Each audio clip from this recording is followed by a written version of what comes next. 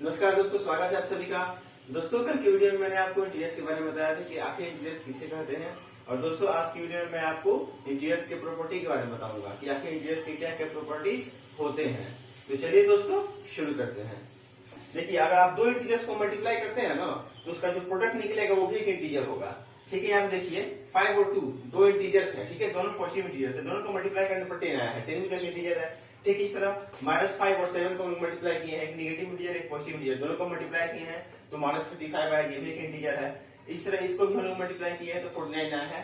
तो दो इंटीजर्स को अगर आप मल्टीप्लाई करते हैं तो उसका जो प्रोडक्ट होगा वो भी एक इंटीजर होगा। ठीक है, तो ये मल्टीप्लिकेशन का रूल हो गया। डिवीजन का रूल पढ़ेंगे हम लोग। ठीक है दोस्तों, अगर आप कोई भी दो इंटीजर्स को डिवाइड करते हैं तो हो सकता है कि डिवाइड करने के बाद से जो उसका क्वोशिएंट निकले वो इंटीजर हो, और ये भी हो सकता है कि वो एक इंटीजर नहीं हो। चलिए इसको हम लोग एग्जांपल के थ्रू समझते हैं। -4 और 2 ये दो इंटीजर्स हैं। ठीक है, -4 को हमने 2 से डिवाइड किया है। ठीक है, तो आंसर निकला है -2। ठीक है, तो यानी कि इंटीजर्स को हम लोग जब डिवाइड किए, दो इंटीजर्स को मिलकर हम लोग जब डिवाइड किए हैं तो उसका जो क्वोशिएंट आया है वो भी एक इंटीजर है। लेकिन इस केस में देखिएगा 2 को हम लोग डिवाइड किए हैं 4 से, दोनों इंटीजर ही है, और उसको डिवाइड किए हैं तो यहाँ पे जो निकला है आपका क्वोशिएंट वो इंटीजर नहीं है। ये 1/2 है, ये रेशनल नंबर इंटीजर नहीं है। तो डिवीजन के लिए ये रूल लागू हो सकता है और नहीं भी हो सकता है। तो हम पढ़ेंगे कम्यूटेटिव प्रॉपर्टी के बारे में। दोस्तों, कम्यूटेटिव प्रॉपर्टी में देखिए क्या होता है। अगर आप कोई भी दो इंटीजर्स को ऐड कर रहे हैं, ठीक है, और उसका ऑर्डर आप चेंज कीजिएगा तो भी ऐड करने के बाद वो सेम ही सम आएगा। ठीक है, उसका जो सम होगा वो सेम ही होगा। मान के चलिए कि दो इंटीजर्स है x और y, आप x और y को पहले ऐड कर दीजिए या y को पहले रखे तब x ऐड कर दीजिए, आंसर दोनों का सेम ही आएगा। ठीक है, देखिए यहाँ पे कैसे एग्जाम्पल में लेते हैं। जैसे 3 को आप 5 से ऐड कीजिएगा तो 8 होगा। ठीक है, और 5 को 3 से ऐड कीजिएगा तभी भी 8 होगा। मतलब अगर ऑर्डर चेंज कर देंगे, उसका पोजीशन चेंज कर देंगे लोग, फिर भी जो आंसर आएगा वो सेम ही आएगा। ठीक है, तो कम्यूटेटिव प्रॉपर्टी आपका एडिशन का यही हो जाएगा। ठीक है, इसके लिए लागू होता है कम्यूटेटिव प्रॉपर्टी। ठीक है, सब्ट्रैक्शन के लिए ये प्रॉपर्टी लागू नहीं होता है। मान के चलिए कि दो इंटीजर्स हैं, अगर आपका उसका ऑर्डर चेंज करके तब सब्ट्रैक्ट करते हैं तो दोनों का डिफरेंस सेम नहीं आएगा। यहाँ पर देखिए, अगर मान के चलिए कि 5 में से अगर 3 सब्ट्रैक्ट करते हैं तो 2 होगा। अगर इसके ऑर्डर को चेंज कर देंगे, 3 - 5 कर देंगे तो -2 होगा। तो ये दोनों रिजल्ट सेम नहीं आया है। ठीक है, तो कम्यूटेटिव प्रॉपर्टी आपका और सब्ट्रैक्शन के लिए लागू नहीं होता है। ठीक है, अब देखते हैं मल्टीप्लिकेशन के लिए। अगर आप दो इंटीजर्स को उनका ऑर्डर चेंज करके मल्टीप्लाई करते हैं तो दोनों का प्रोडक्ट सेम ही होगा। ठीक है, जैसे 3 को आप 5 से मल्टीप्लाई कीजिएगा तो 15 होगा। अब आप क्या कीजिएगा कि 5 को पहले रख दीजिए, 3 को बाद में रखिएगा, ऑर्डर चेंज कर दीजिए, फिर भी आंसर 15 ही होगा।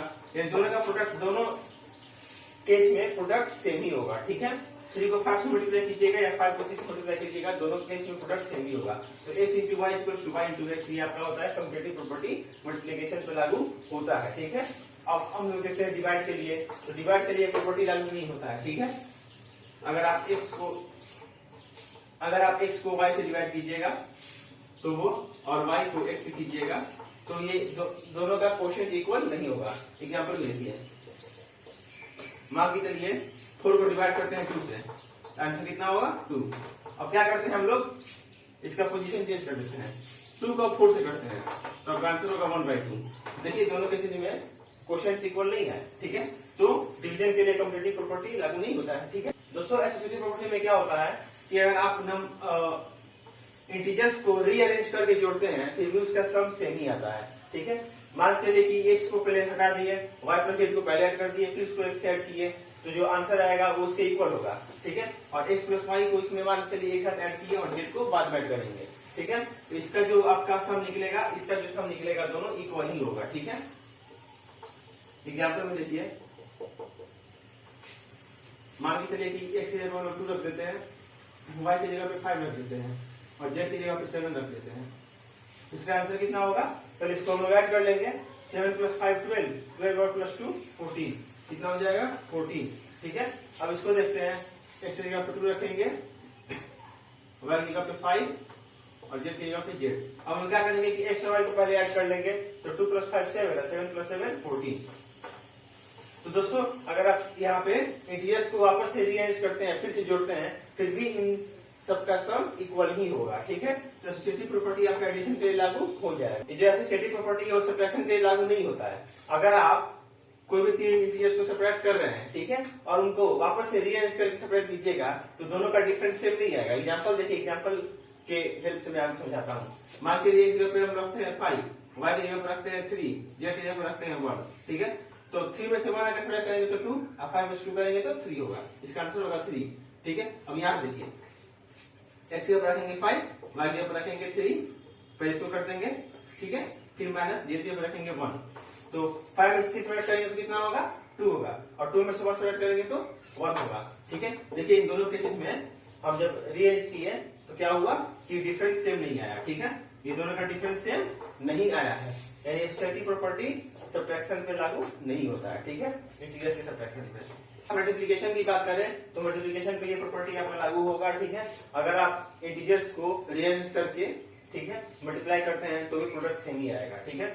मान के लिए इसका प्लस 5 इंटू 4 इंटू 3, इसमें क्या करें कि 5 इंटू 4 को पहले मल्टीप्लाई कर दीजिए, 5 4 20, फिर 20 को 3 से कीजिए तो आंसर आएगा 60, ठीक है। अब आप क्या कीजिए कि 4 और 3 को हम लोग पहले मल्टीप्लाई कर देते हैं, ठीक है। 4 और 3 को पहले मल्टीप्लाई कर देते हैं, 4 3 या 12 हो जाएगा, और 12 को 5 से करेंगे तो 60 होगा आंसर, ठीक है।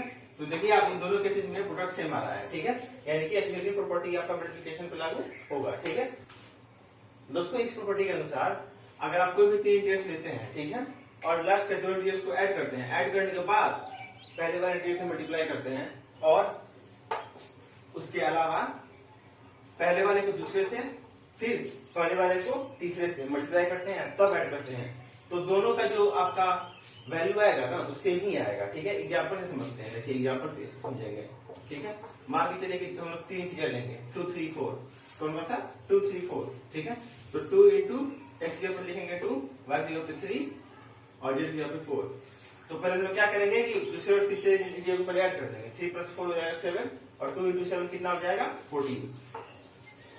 तो इसको देखते हैं कि x को हम लोग दूसरा इंटीजर से मल्टीप्लाई करेंगे, x को 2 माने थे, y को कितना माने थे 3, ठीक है।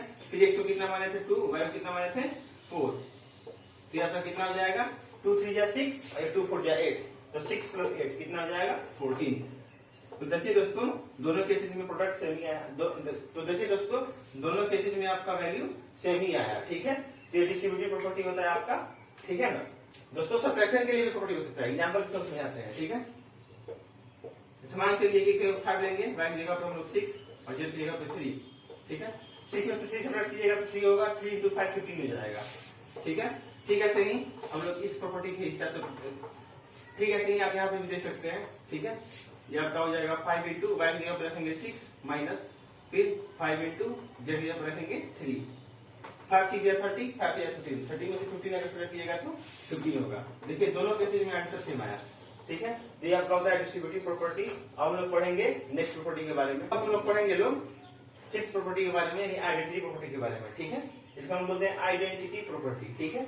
अगर आप कोई भी इंटीजर में 0 ऐड कीजिएगा तो उसका जो सम होगा वो वही इंटीजर आएगा, ठीक है।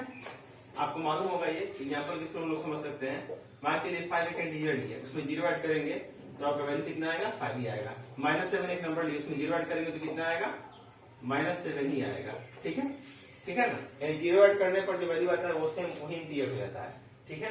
तो ये आपका एडिशन तो एडिटिव आइडेंटिटी क्या हो जाएगा 0 हो जाएगा, 0 को हम लोग क्या बोलेंगे एडिटिव आइडेंटिटी, ठीक है।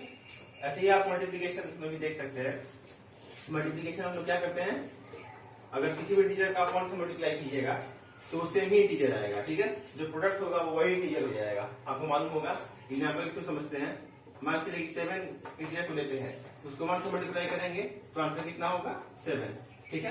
यानी किसी भी इंटीजर को आप अगर 1 से मल्टीप्लाई करते हैं तो उससे वही इंटीजर हो जाएगा, ठीक है।